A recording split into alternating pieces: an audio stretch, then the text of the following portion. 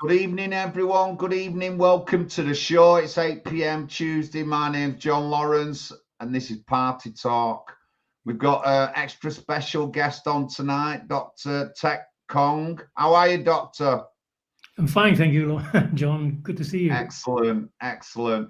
Well, we'll get back to you in a minute, but you've seen the title of the show, Lockdowns, Biggest Scam Ever, brought down upon us. And, you know, I looked after my mum during this big lockdown thing. And I was forced to isolate with my mum for about 18 months of the time that all this happened. And it was difficult enough for me, but I can imagine how difficult it was for other people. And when we started campaigning in Oldham Grt, and Pat came up and we went round, and this is one of the things that people were talking about, the effect on the children, the schooling, health, the older people in the area and stuff like that. We got all that as soon as we started the campaign in Oldham Grt. That's what we got off residents. So it affected everyone in a very wide range of ways. And, you know, like, it's unprecedented. And, you know, like, I wouldn't mind, but while we're supposed to be like on lockdown, that they're allowing hundreds, if not thousands of people in through flights from other countries. And if we look at the lockdown, every time there was a surge in it again, it was like the Brazilian strain, or it was the Middle Eastern strain. It was nothing to do with us over here, but, you know, it's just ridiculous how everything went. And, of course, a lot of people will be looking at it as a prelude to like more control, like we have with the 15-minute cities. And you know, I don't doubt it. But, you know, like the psychological effects and the health effects was a big thing with me over the lockdown. And that's one of the things that I've talked about in depth and stuff like that with everyone. Thank you to the chat tonight.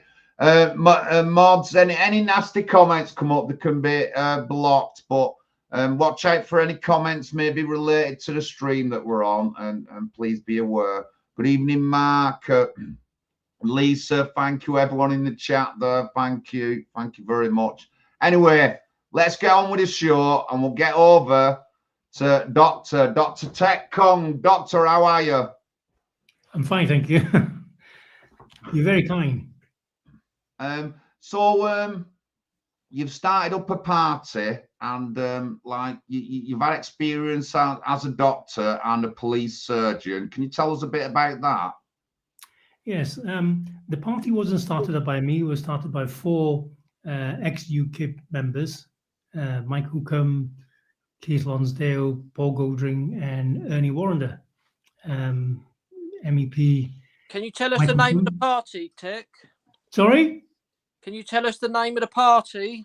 Yes, sorry. It's the Alliance for Democracy and Freedom. It was founded by the 4 people I just mentioned. Mike Hookham was initially a UKIP MEP. He went independent. And Ernie Warrender was one time an interim chairman of UKIP. The rest were senior members of the UKIP.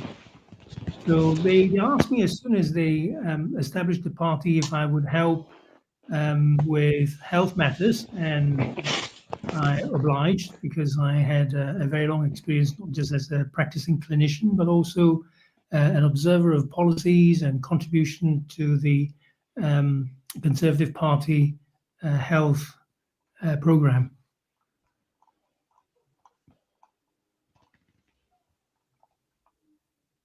John? Thank you, Doctor. So, what are your thoughts on the lockdown, COVID, everything that's happened the past like 4 or 5 years? As I mentioned before, I was more interested in clinical medicine. I observed policies, and when the pandemic was announced, it caught me slightly off guard, but it soon became clear that there were serious anomalies in the policies the government were pursuing. So when it was made known to the public that it was a respiratory virus, things like washing hands and keeping a distance of 2 meters, they don't seem to add up. You know, when you go to the supermarket and you see perspex dividers between checkout lines, a respiratory virus doesn't respect barriers like that. I mean, there's no virus that I know of that can only jump 1.9 meters, but not 2 meters. And, you know, a lot of policies associated with distancings and lockdown were becoming quite nonsensical. I mean, there were times when, I think there was a time when Rishi Sunak said, oh, yes, you can go out to help stimulate the economy. You would get a discount in some places. But when you start eating, you take your mask off. When you stand up and go to the toilet, you put your mask back on, you see. And then churchgoers were not supposed to sing too loudly in case the virus spreads more aggressively. I mean, these are very, very serious flaws in the narrative. And I think basically it was a very severe psychological operation on the general population. And that was backed up by, you know, in the background, the nudge unit, you know, the behavioral insight team. They were watching how public behave, and it had worked out a program on how to institute a sort of tyranny, authoritarian rules on the public. And the public had to comply because the censure was either police arrest, fines, you know, those people who kept their businesses open when they should be shutting, they were subject to heavy fines. So all in all, I think the government exposed itself with all these silliness, and it became clear to a lot of people, although there are many still who do believe that the pandemic was real, the lockdowns were necessary, and the vaccines were a vital part of the survival of the population. Thank you for that. Right, we'll get over to Paul Rimmer. So Paul's got a lot to say. Paul campaigned throughout the time of the lockdowns, and he was very vocal, weren't you, Paul? Yeah, I mean, I became very skeptical about the whole virus itself. I mean, when it first broke, I thought they did a fantastic propaganda campaign to terrify people. Mm-hmm. It was actually, first of all, had the appearance of a sort of an alternative propaganda campaign. There was videos, sneak videos on YouTube. There were comments in social media posts hinting that something really drastic was coming down the line. And we saw these mass graves in Iran. We saw the Chinese overreacting with all these suits on, and we saw people dropping in the streets in other countries.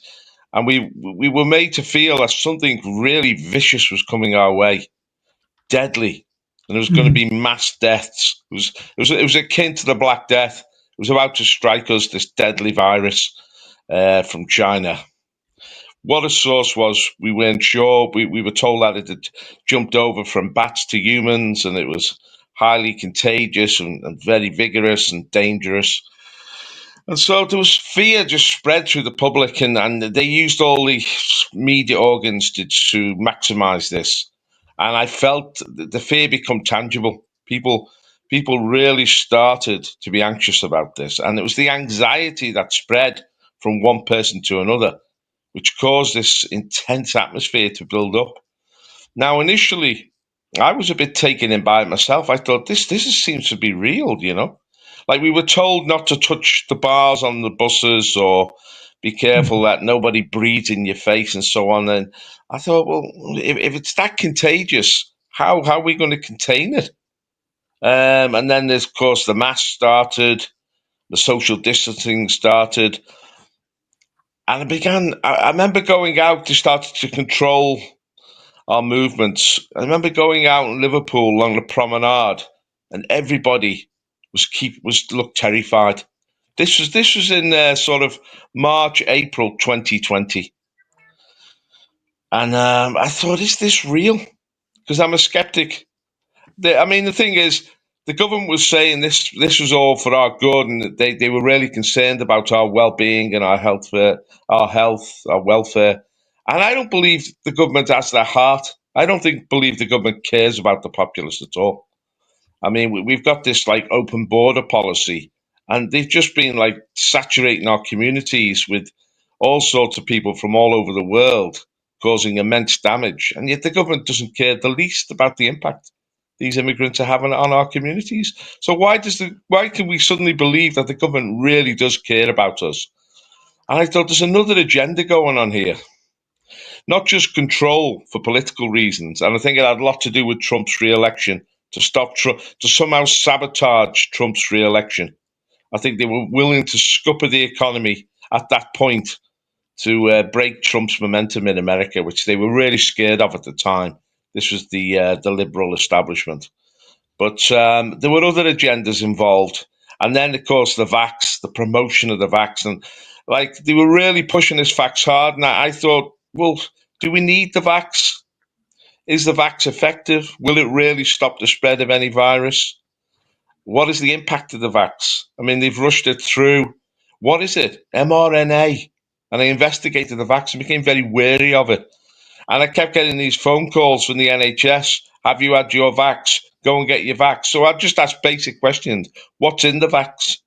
And of course, the people who were calling had no idea. And I'd say, what's the impact of the vax? Well, is there any dangers to it?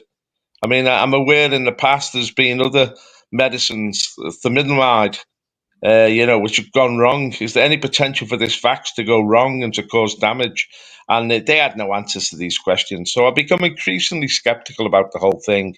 And then, of course, people started to get something which was akin to the flu. And I was thinking, is this more deadly than the flu? How many people are actually dying of this flu that people are catching? And nobody was dying of it. I know quite a few people by now who claim to have had it, who claim to have had this viral infection, but they said they'd just shaken it off. They'd had 3 or 4 days of high body temperatures, sweating, dehydrating, but they'd thrown it off. So I felt if you've got a decent immune system, you could probably combat this virus. And I did get a virus myself at the time, which hit me quite hard, actually. And I remember thinking, is this the COVID virus or just a normal flu virus? I took a lot of vitamin D, I took my zinc, and I overcome it after 3 or 4 days. It did linger for a bit, the tiredness, but nothing exceptional. I thought, no, this is not a fatal epidemic. This is not a high-risk epidemic. This is a low-risk virus. This is maybe something which is slightly worse than the flu. It may impact older people. And I actually got a job in security at Warrington Hospital, and the patients that were coming in were 80 and 90 years old. And one of the nurses said to me, this is typical of a flu outbreak. It's nothing exceptional. So, and the figures, the way they started to pump up the figures by claiming all sorts of people who had died with COVID. They seemed to be over-eager to prove that people were dying of COVID. And I just thought there's something, I smell a rat here. There's a scam going on. And eventually I became totally skeptical if this COVID-19 virus actually existed off computer screens. And I decided not to follow, not to obey, not to wear the mask, not to social distance. And this caused real anxiety in other people. You know, they would move close to somebody, they'd jump away. And I say, do you really think being 2 foot away or being 2 meters away would stop the spread of any virus? Do you really believe that? And I began to realize that people had been brainwashed like sheep, and they were just following the dictates, mainly of the television and the newspapers. And there was no room for skepticism. There was no room for criticism of this strategy. And those of us who were critical were stigmatized. There was no open debate. Now, right at the beginning of the epidemic, Boris Johnson had said, our best defense is herd immunity. I thought, that sounds sensible. And that was right at the start. That would have been the best defense. But instead, they promoted the vax. And the vax became the issue, pushing the vax onto people. And I saw all the useful idiots were all geared up. They were paid, a lot of the media personalities, to push this vax. A vax which was unproven, would it really stop the virus? And they were saying, yes, it did. And I thought, I'm skeptical. Would a vax really stop? I mean, the flu vaccines don't stop the spread of flu. I know that. So it became an issue of this vax. And then I saw people getting side effects from the vax. My own mother got clots in her legs and she was incapacitated. And then she ended up in hospital and they started to pump her full of morphine. And I thought, this is dangerous. They're over sedating her. And the next thing, she died. So she was a fatality of this whole COVID sort of campaign. And my friend his wife was hospitalised, and I said, "What's she hospitalised with you?" And he said, the COVID virus." I said, "What are the symptoms?" He said, "There's all blood clots around her neck and her shoulder and her back. It's from the COVID virus." I said, "Has she had the vax?" He said, "Yeah." I said, "Where did she get the vax?" He said, "On her right shoulder." And I said, "That's where the clots are." He said, "Yeah." Well, I said, "It's a response to the vax, obviously." But one of these clots went into her brain and she died. And I began to realise the vax was a very dangerous substance. And we had to campaign against it. And we started campaigning against it. And we started to rally people. And I realized the skepticism was actually now moving through society. We were being separated into sheep and goats. The sheep were following the government orders like lambs to the slaughter, and the goats were kicking up a fuss and were challenging the narrative. And about 20% of the public started to become very skeptical about the whole COVID scam. And we're asking, what was the real agenda here? What was the government really trying to achieve? Who was profiting from this vax? Who was profiting from this excess control? And ultimately, I think everything goes down to politics. This was about power. This was about the American establishment, liberal establishment, reasserting its power over Trump. Pat, how did you respond to it all? Yeah, it's a very big subject, this one. And when it initially happened, I kind of believed all the propaganda for about, a few days, a week. I'd be wearing the mask and really worried. And I quickly, I'm quite a rebellious character like you, Paul. And I quickly started to refuse to wear the mask. I would go into supermarkets. I'd be the only one without a mask on. Tragically, my dad passed away, and I'm at my mum's right now, and I'm actually sitting on the bed. My dad was last lying on when he caught COVID, and he had 3 jabs, and then 2 weeks after the 3rd jab, he caught COVID, went in hospital, ventilator. He came off the ventilator. They said he was going to be okay. Then all of a sudden he went bad again. They said he got pneumonia, and then they put him on Medalazepam and all that, and we lost him. And I think that they were just getting rid of him. That's what it felt like to me. But yeah, so initially I kind of got scared of it all, but within 2 weeks I was completely rebelling. And at my dad's funeral, the most significant thing. What's my sound like? The audio, is it okay, John? Crystal clear. Because I've been busy today and I'm at my mum's, so I'm not in my usual studio place. So apologies for that. But so yeah, when my dad passed away, we went to the funeral and I was like, there's no way I'm wearing a mask. And the blinking vicar was trying to make everyone wear a mask. So we went in there, and when I got up to speak, every single person in the bloody church had a mask on. And I didn't even know who attended my dad's funeral because I couldn't see their faces. That's how bad it was. And, it was obviously something dodgy. I actually caught this COVID, and I think it did exist because the virus I had was like Paul said, it was a little bit worse than a flu, but I had lingering side effects from I lost my taste and my smell. I didn't even know. I kept getting in the lift where I lived, and I kept smelling this smell. And I was thinking, what's that bloody smell? And I said to the caretaker, what's this stuff you're using? What, this cleaning material? What are you doing? And I was driving him mad. and it was my effects from the COVID. My smell and my taste had gone, and Coca-Cola tasted strange for about a year. So aftershaves and perfumes, they've just smelt weird, really strange.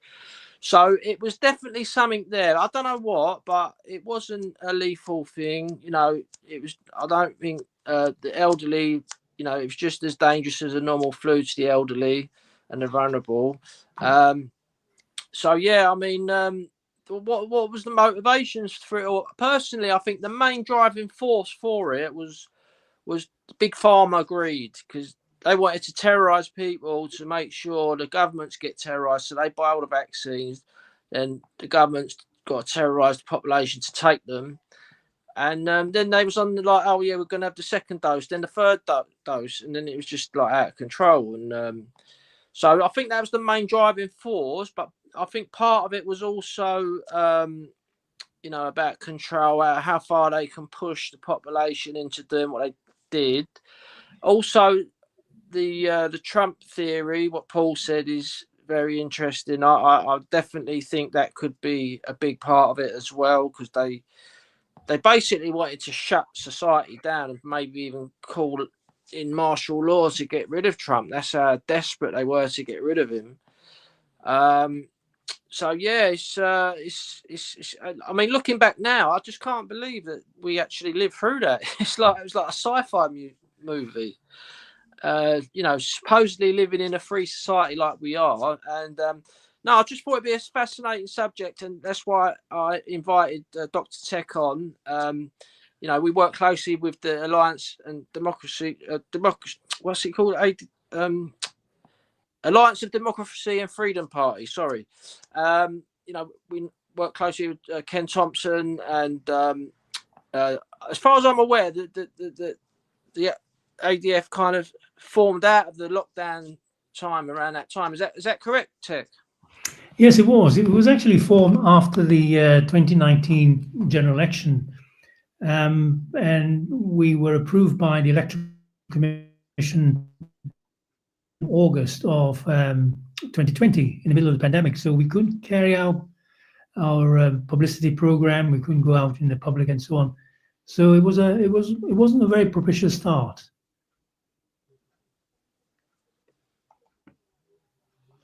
No, it wasn't. It wasn't. James, let's get to James, youngest member on the panel tonight. Let's see what James thinks as a young lad. Come on, James. You tell us what you thought of it all. Yeah. Good evening, all. Yeah. Some interesting takes, and some powerful personal stories shared with the panel and the viewers. Being truthful, it was a good few years ago, and I've woken up and grown up a lot since then. I was kind of very asleep and on board with a lot of it, and just completely programmed. If I'm being honest, it's amazing now to look back and to see it more for what it is. And I liked your breakdown, Paul, of just explaining it in a logical sense, because when you do that, you can't come back to that. There's no comeback to it. And there was a lot of censorship as well involved. A lot of people questioning the narrative, and they're getting shut down, silenced. So yeah, and then you look at the vaccine and this so-called long COVID that people say they've had and they've got. It seems pretty bad. Breathing problems, lung problems, for months, for years. I know a few people who've never been the same since. They call it long COVID, but what you got to question is, was this about before the vaccine come about? Because I'm pretty sure the vaccine happened and then people started getting this so-called long COVID. And then you also look at the damage it's caused in society I feel like now people more introverted. There's more fear. Yeah, I see it quite a lot still, and I wonder how much of it was because of the lockdowns. Because we're social human beings, we're social, and our immune systems will get stronger if we're out and about, not hiding away. So, and then all the time, children had off schools, and unfortunately, the reality is, some children going to school is like a potential escapism from home life if things are quite unsettled. So they're in one environment for a lot longer than they'd normally be. So yeah, I mean, the crazy thing is, like, I feel a lot of people now are awake to what happened, and they're questioning things, and things make more sense now. But the speed that we've kind of moved on from it, no one's been held accountable. We're aware, of a lot of things that's happened, and all the wrongdoings. But with as a society, we're so quick to kind of move on.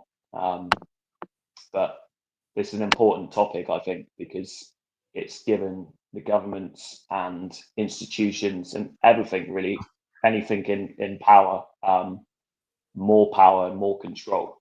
It kind of set the ball rolling for how things are now, in this country, and with online censorship. Yeah, so I'll leave it there. Thank you.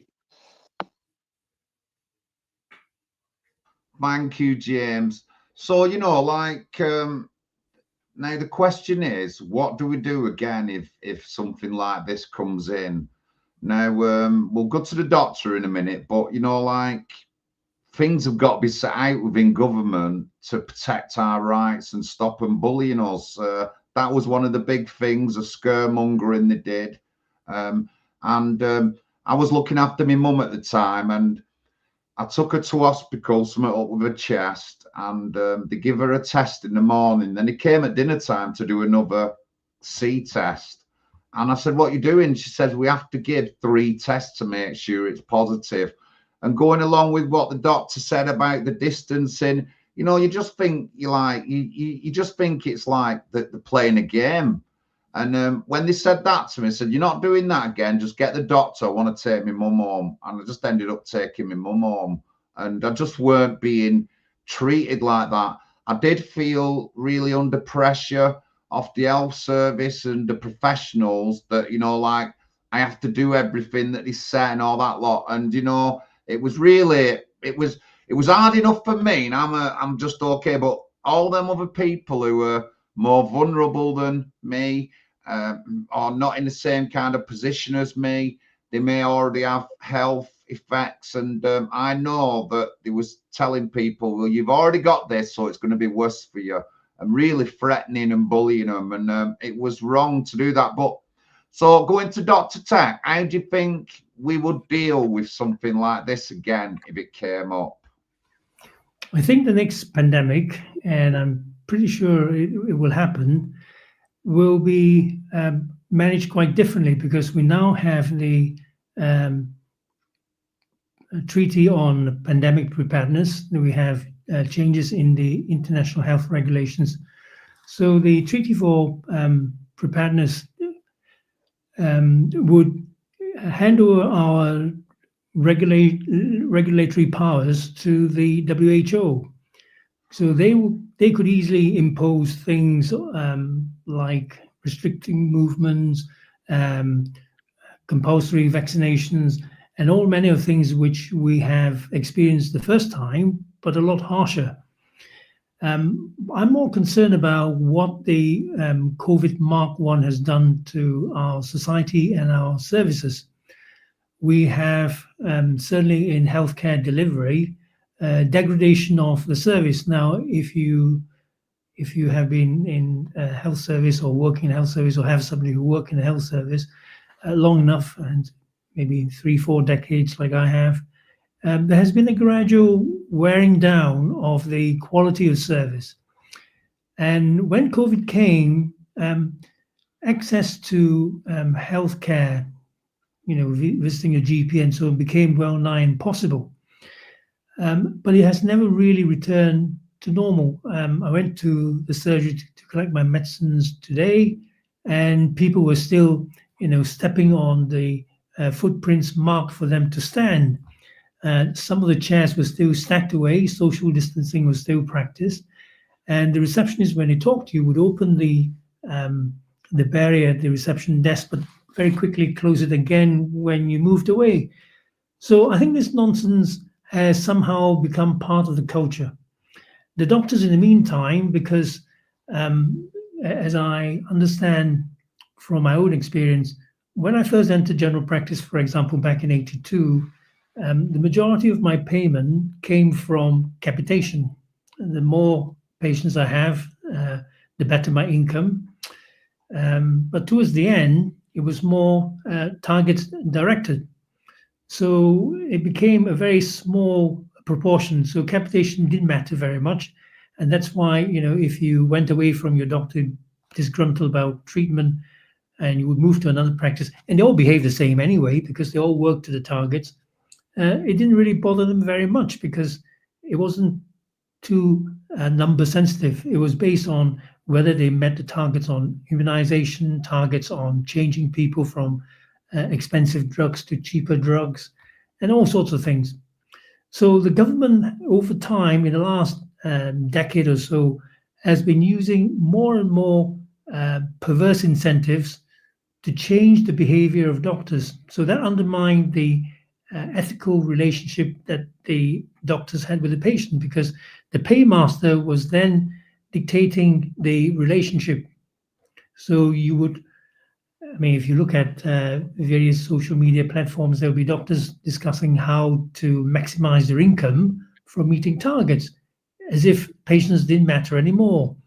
And if you get an invitation to attend a surgery for health checks on this, on your heart, on your lungs, and so on, there is payment associated with it. And you may get the illusion that my doctor cares, but if you try and deviate too much from what the primary visit was about, which is to check up on whatever it is that pays the doctor, you won't get much of a look in.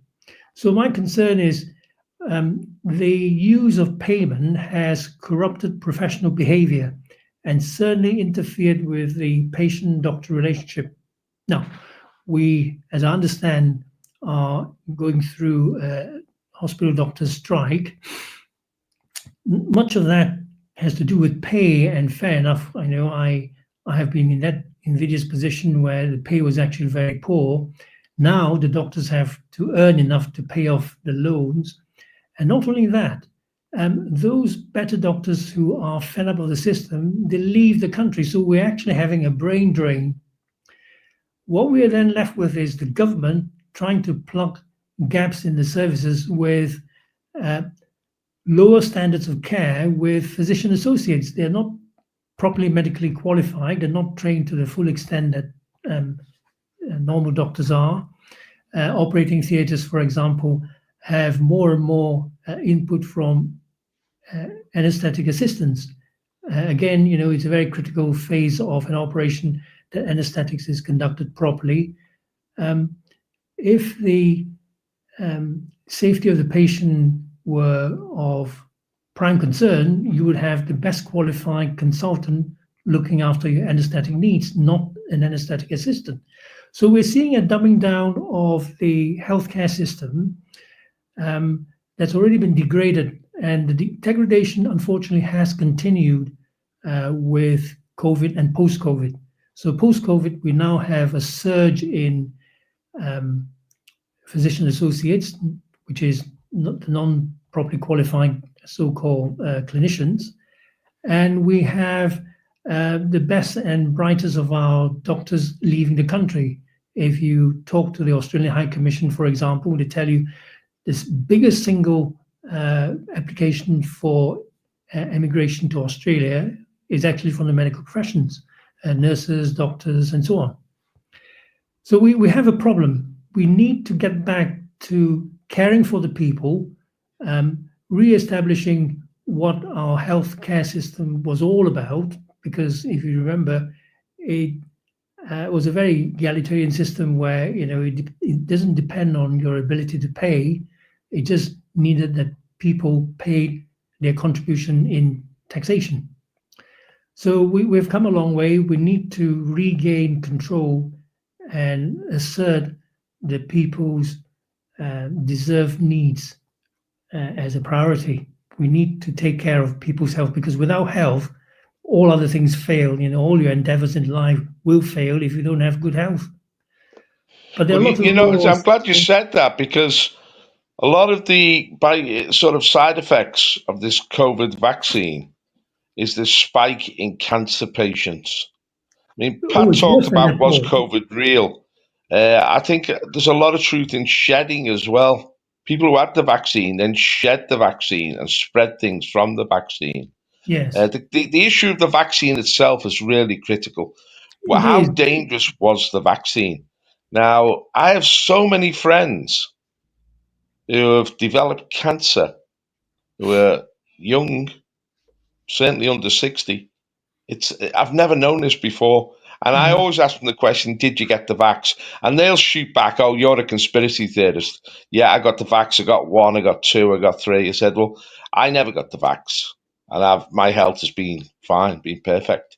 And yet so many of these people have all sorts of cancers and all sorts of other infirmities and problems are being triggered by the vax. Quite right. And this has led to like a lot of health issues.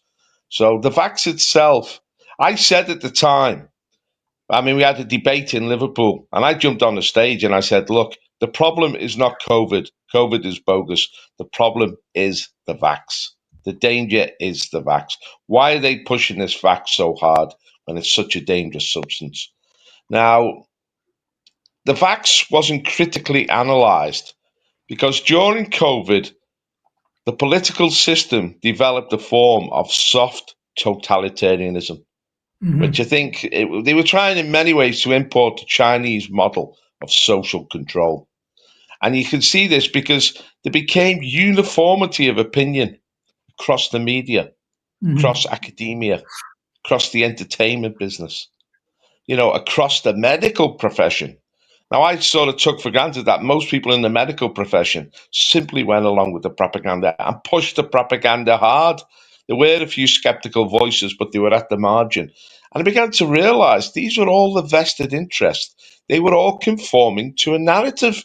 They weren't critically analysing the real situation and the real impact of either COVID or the vax. And I began to realize this was all top-down imposed. It was a totalitarian system. And most people simply submitted to it because underlying it all is this belief, especially in Britain, that the government really does care for us and that our government is essentially benevolent. And it's not. This is the reality that has woken a lot of people up. The government are not interested in your welfare. To them, you are simply a number or at best a vote. And they are responding to other forces, not least their own self-enrichment, but also their progress as a political class, as a governing class.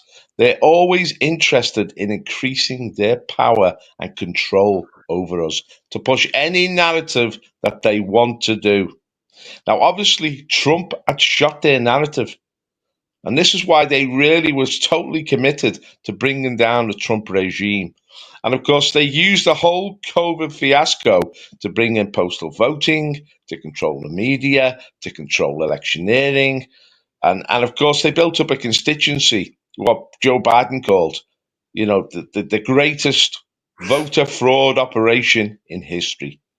It was deep, it was extensive, it was multi-institutional, and it was multinational to bring down Trump because Trump still won the election. This is the reality. Biden never got 81 million votes. We know that at least 6 million of Biden's votes were fake. So Trump actually still won that election against these forces. And of course, Trump is president again. And we're coming to the day of reckoning. This liberal establishment, which is abused the people to build up its own power, including in the National Health Service, which I actually call the National Homicide Service. The National Health Service, in many ways now, has become the enemy of the people. And that needs, I mean, they turned that into a sort of a deity for us to worship, the NHS. That needs to be dethroned and demystified and deconstructed and reconstructed, because it's an utterly failed model and it doesn't serve the people. And it's part of the agenda to destroy this nation. And that people have to wake up to that reality. But so we're seeing the way this developed. But John wants to say something. But so I've become skeptical, but obviously deeply skeptical about this self-totalitarianism, about the abuse of this so-called epidemic, and of course the WHO. But as I say, the day of reckoning is coming, because Trump has not forgotten this. Trump is back in power. This is an amazing fact that the man the international elite decided to destroy is now at the top of the pyramid. It's amazing. It's one of the most astonishing things in human history that Trump has overcome all these enemies and now rules the roost, and rules the roost with aplomb. And the truth about COVID is going to come out. Trump, this is the day of accountability. This is the day when accounts are made. And we're going to find out what Dr. Fauci was really about, what the farming industry is really about, what the political control is really about, what the deep state is really about. We're in a new era. We're in a new page of history, because all this rottenness at the core of Western civilization is now being opened up by Trump, and COVID was part of that. And therefore, there's a great excitement. This is why it's important to revisit COVID, because there's criminality in COVID. There's people who are guilty of pushing this agenda for criminal reasons. And ultimately, we've got to hold them to account. Heads have got to roll. I mean, now we're seeing now that Obama is being called to account. Hillary Clinton, the whole deep state in America is now open to investigation. It's now being dissected and exposed. And COVID is going to be a key part of all this. John, what did you want to say? Thank you, Paul. Thank you. Wise words off Paul. I wanted to go back to what the doctor said. He said that, like the next pandemic, the powers will be, well, the WHO will be calling the shots, World Health Organization. Scary thought, that. Really scary thought. I'm already very skeptical of that organization anyway, and a lot of people are. And the health service wasn't started for people to live on, and that's what people do now. The health service was there to support you. If you got poorly, then you went back into work or whatever it was at the time. And the plan of our health service has been ruined. And no matter how much money we put into the health service, at the current way it's run, I don't think we're going to be able to help it. And why do I say this? Because I've got videos on my YouTube channel talking to nurses 6-7 years ago about the health service and what they think of it and stuff like that. And I've interviewed and talked to many health officials, and it's just not right. Our health service is just not right. And we go on that it's the greatest in the world, but it isn't. And you heard Dr. Teck then saying about how our best and brightest are going away. Somebody's mentioned in the chat about Australia, and we're losing all our doctors. And a friend of mine, he is Indian, and he had 2 children. And when they went to university, they could have been doctors, but that's not what university was about for them. It sent them a different way, when they could have been decent doctors and or whatever. It's all wrong in the government and our policies, and how we're played by other groups like the World Health Organization. I mean, I talked about the WHO with Piers Corbyn a couple of times and stuff like that. But yeah, very dodgy and very questionable stuff. Pat,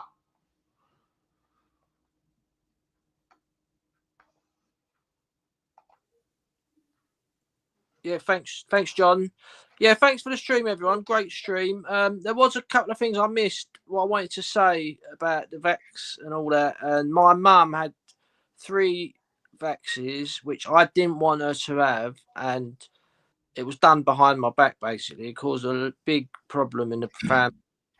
And now my mum's 87, and she is just exhausted 24/7. Tech, yeah, she got no energy or any, and I just don't think it's normal. Like she just sits in her bed all day and watches telly. That's all she does, and I think it's the vaccine that's done that.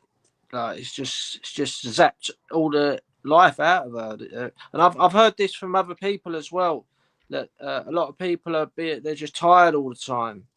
I mean, have you heard anything like this, Dr. Teck? Yes, it's very interesting. Now, when I'm now retired, but when I was working, I was still working in 2020 when the pandemic was declared. As you know, cancers take time to develop, but even so, Professor Dalgleish, for example, used the term turbo cancers. Some cancers that people contracted after vaccination were accelerated. They were killing the patients in super quick time. But one of the things I discovered was a spate of thrombotic episodes. So I had very quietly done D-dimer tests on those patients who came in with abnormal clots. Now, for example, one of the earliest cases of clots I came across was a 24-year-old girl. Person, very healthy. Her notes were very, very thin. She goes to the gym 3 times a week. And lo and behold, a few days after her vaccination, she developed thrombosis, like Paul alluded to, on the same side of the arm. It's unusual because you don't get axillary vein thrombosis. In a lot of cases, when thrombosis happens, is usually in the deep veins of the legs. Well, this lady had thrombosis in her axillary vein, and thanks to the quick thinking of the registrar at Casualty, she was given anti-clotting, anticoagulation treatment, and she recovered. Now, I then came across a young boy who had been playing football, became very short of breath. Her mother took her to Casualty, and I was on duty then. The other doctors thought, maybe the nurse who examined him was correct. They did the ECG, the blood saturation monitoring, and chest X-ray, and all these things were normal. But the nurse was a bit concerned. So as I came in to start my shift, she said, "Well, what do you think? I mean, shall I just discharge with the provision to come back again if things got worse, as 1 or 2 of your colleagues suggested?" I said, "Well, if you're concerned, do a D-dimer test, do a troponin test." So she did the troponin, and the results came back 5 times above normal. This young boy, 15-year-old boy, no history of asthma, lung conditions, chest conditions, whatever, was developing myocarditis. So whereas it may be difficult to prove a connection between the development of cancer and COVID, I was seeing at frontline medicine a very clear temporal relationship between the jab and thrombotic episodes. Now, I was on, at that time, a sort of retired member of the CCG board. I wrote to the chairman of the CCG in my county, and I was very quickly shut down. He says, "We don't need your input or your surveys. We have the MHRA." So there was this censorship, this suppression of inquiry going on within the medical profession. And as you know, there's some well-known figures who dare speak out against the government narrative. They were either suspended or erased from the General Medical Council. And they acted as scapegoats to prevent any doctor daring to question the narrative and upset the vaccination program. So you have people like Sam White, Dr. Sam White, Dr. David Cartland, Muhammad Adil, the surgeon, and so on. So I think to a large extent, whilst on the one hand, a lot of my colleagues were numbed by the propaganda. There were others frightened off from speaking out because of the censorship. It was a very bad time. But for my part, whilst reading reports of other medical establishments, on the adverse effects of the vaccine, I was actually seeing at first hand the direct relationship between the jab and the development of those problems. Now, it could be, if you think about how the spike works, the spike would modify any organs it landed on. So there are people who... Do the blood clots make you tired, Teck? Well, I'm coming to that, because so in older people, the whole body slowly declines, but a lot of older people would find that the thyroid gland, which is a gland of metabolic control, now it's conceivable that the spikes would land on the thyroid gland, cause an autoimmune response. Therefore, the immune cells will attack the thyroid, giving a condition called autoimmune thyroiditis, and the thyroid then rapidly shuts down its normal function. So it is conceivable. It's been written in various articles that some of the COVID jabbed patients who develop hypothyroidism has developed it because of an autoimmune process. The spike has caused the body to misrecognize its own thyroid gland as its friendly territory and starts attacking it. So it could be conceivable that the underfunctioning thyroid leading to lassitude, tiredness, lethargy, and so on, could be an autoimmune thyroid condition. It could be also, a general aging process. It could be an autoimmune process on the bone marrow production centers. The bone marrow produces red blood cells. So there's so many possibilities. It's very difficult to actually get a true picture of what's happening, but it's beyond reasonable doubt that it has caused, on a macro basis, a spurt of disease processes across the population. So when people look at the excess deaths, some of it could be attributed to poor access for early care in dangerous conditions. There are some which could be attributed to thrombotic episodes in critical organs like the heart. So if you get thrombosis in your cardiac arteries, you get a heart attack. So these are the things which which we need to pay attention to. But what puzzles me most of all, and what makes me most angry, are certification of causation of death. Now, at the beginning, we were told that if somebody had a certain set of symptoms, we are to put down the cause of death as COVID.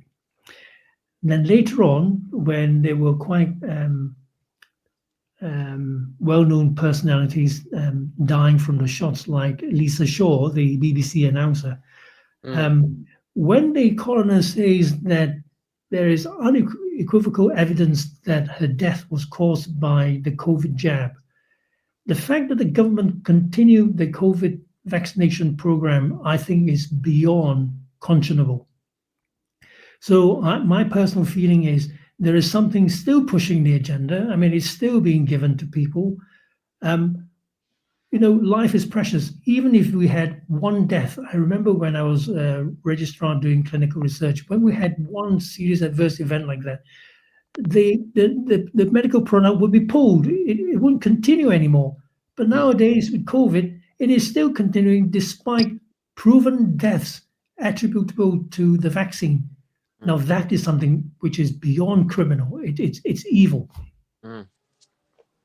Oh, excellent stuff, Doctor. Excellent stuff. And you know what? We want to hear it off a professional. Or we can make our own opinions.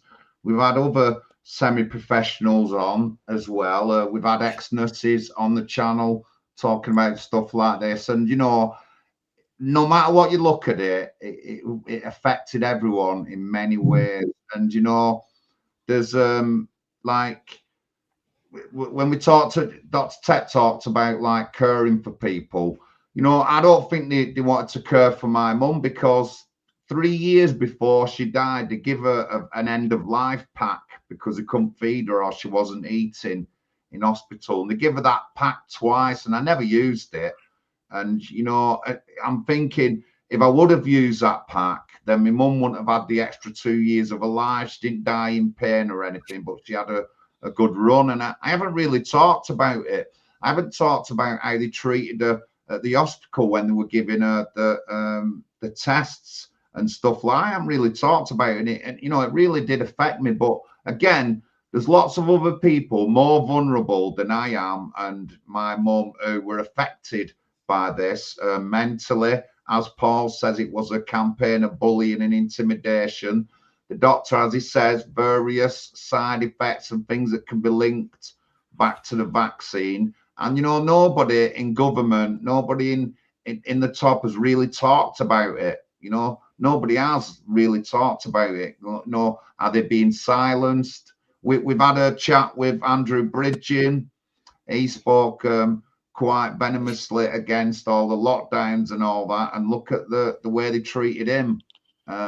So, you know, we've got to think about what happens next time and how do we stop all this. I mean, if I ever get into government, what would I be doing? Well, I'd be questioning the WHO, and I'd be questioning the pharmaceutical companies who have a lot of power. I would.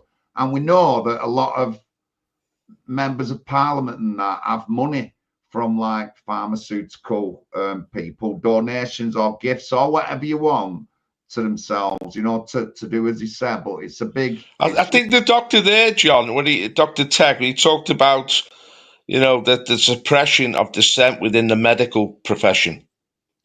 And this is the real issue, conformism. Yes. There was conformity in the media. There was conformity amongst the politicians. There was conformity amongst the medical profession. There was conformity in the entertainment industry. There was conformity in the educational institutions. Everybody fell into line, and any dissenters were rapidly marginalized. This is a form of totalitarianism, and this is totally antithetical to a democratic society. Now, how do we overcome this? How do we overcome this conformity? You've just said there, John, that people, you know, have got financial investment in conformity. Absolutely. It's all about their careers, their earnings, their prospects. And so they just conform to the narrative. Instead of having been true professionals and asking the deep and searching questions, they shut up and they just parrot the establishment lies. And this is really despicable. This has caused a lot of people in the wider society now to lose faith in our institutions. How do we reclaim that faith? And this is the big issue. We have to withdraw from these institutions. These institutions seemingly have an iron grip on their professionals and on obviously their agents. And we're seeing this. It's that is many areas of life. Now, Trump has come in as a catalyst for people to speak out, for people to challenge the narrative, for people to counter. I mean, there's always accusations that we were conspiracy theorists, that we were actually rocking the boat. No, we were truth speakers. We need to encourage people to speak the truth. We've got to reclaim the truth as the foundational, the foundation of all our dialogue. If our dialogue is based simply on conforming to what the government wants us to say, parroting those ideas, it becomes ridiculous. This is what happened in the Soviet Union. This is what happens in communist China. And as soon as you develop this culture of conformity to totalitarian institutions, the whole of society begins to atrophy. There's no progress in society. Eventually, the Soviet Union just collapsed. Now, the West has been dynamic, it's been successful, it's been innovative, it's been the world leader because it's had this openness, this dialogue. And we have got to take responsibility. I mean, you know, there's no way I could ever return to academia in any sense, because I have challenged the narratives again and again. But this is the Enlightenment inheritance that we have. We have to speak the truth. We have to reclaim the truth. The whole woke agenda has to be put underfoot, and we have to have the freedom. And this is the great thing. That, I mean, Trump has just been in our country and just advocated for free speech. And Keir Starmer said, we have free speech. We've got to use it. We've got to exercise it. We've got to speak out. We've got to challenge narratives. We've got to be radical. We've got to, and even if we get, you know, ostracized for doing this, this is our duty as thinkers and as politicians to do this. And it's, you know, it's great that Dr. Teck has taken up that mantle. But James, you're a young man. Do you feel free to speak the truth? Ooh, that's a great question. I try and speak the truth regardless, because that's the only way we're gonna get anywhere. You know, people have got to deprogram themselves, unwire, and start to speak their minds more, in a way, regardless of the consequences. I mean, it's easier for me to say that because, you know, I don't have any children, so there's less on the line. But at the same time, part of the reason why we are in the mess we're in is because we've been so programmed to stay in our lane and to behave and to conform to the norms of society. We end up being like sheep. But I do see awakening on the, you know, on the horizon. Things are brewing. Just time to get organized, you know, and build up our own communities and look out for each other and come together, you know, and speak up to power. Thank you, James. Pat, any last words? Yeah, just a few things. So we got myself, John Lawrence, Paul Rimmer, and James Crane there. We all attended Bible study. Teck is also a practicing Christian. Christian nationalism is the only way we're going to get out of this mess. And I think that's the missing link with the pharmaceutical companies, is they're not Christians. And we need Christians in control of these organisations. And our policy is to leave the WEF, WHO, IMF, NATO, the UN, all these globalist organisations, which have been taken over by the globalists, Zionists, whatever you want to call them. And but I will have to say one thing about Trump. Trump, unfortunately, was very instrumental in rolling out the vaccine in America and forcing it onto the population. So he did. I don't know if he was taking part in it to fend off the attack that he was under. I don't know, but I was very disappointed the way he was pushing the vaccine at the beginning. But I think he's kind of turned away from that now. But also Farage as well. He wanted to make Tony Blair the vaccine czar, you know. So we can't forget these things. And but it's been a great stream. Thanks a lot, Dr. Teck, for coming on. And we will be working closely with your party, the ADF. And you know, Christ is King. And I'll hand it back over to you guys. Thanks. Thank you very much. Thank you. Doctor, any last words? Well, I wish you all the best, and I'm really impressed, and you have my best wishes going forward in terms of standing up for the truth, fighting for freedom of our people, and let our beliefs prevail. God bless you all. God bless. Thank you. Thank you, Doctor. Details are in. His Twitter @ is in the description. I've just put his website as well, if you want to have a look through it, into the chat there for everyone to view. Thank you very much. James, have you got any last words? And then Paul. Yeah, thank you, Dr. Teck, for coming in and sharing some wise words from a professional point of view. But yeah, it's been a great stream. So yeah, thank you everyone for tuning in. Thank you. Thank you, Joe. God bless. Ultimately, I think we're on the right side of history. I think what we're standing up for is the right spirit. It's, you know, we don't want a spirit of control to run our societies, spirit of domination. We want a spirit of love. That's what Christianity was about. It was about mutual support, lifting each other up and encouraging each other.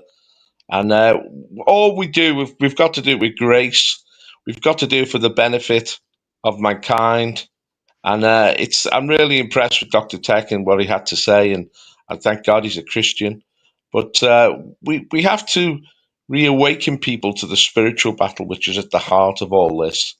Is that's ultimately, everybody is special to God, is precious to God. And God wants people to know the truth and to be able to speak the truth in freedom.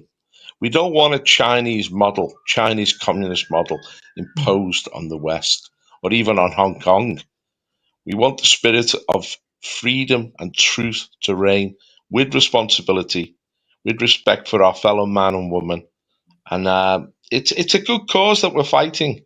I mean, they try to demonize us, they try to marginalize us, but if you have the truth inside of you, you have to speak it. I feel it's our duty. It's our duty as responsible citizens to speak the truth and to help to enlighten each other. Mutual education. That's what society is really about. And this is how we overcome all these difficulties and we expose those who are manipulating us. This is the problem is, this with totalitarianism, it's all about manipulation to get people to do something that you want them to do. It's not about developing really critical analysis of what's going on and looking for the best way forward. So, you know, we've got a method here. We've got a methodology, which is important. And the live streams like this, I mean, this could not have happened during COVID. This would have been censored immediately by YouTube. But thankfully, due to X, due to Trump, freedom has awoken again. And Trump did make mistakes during COVID, but I think he's learned from them.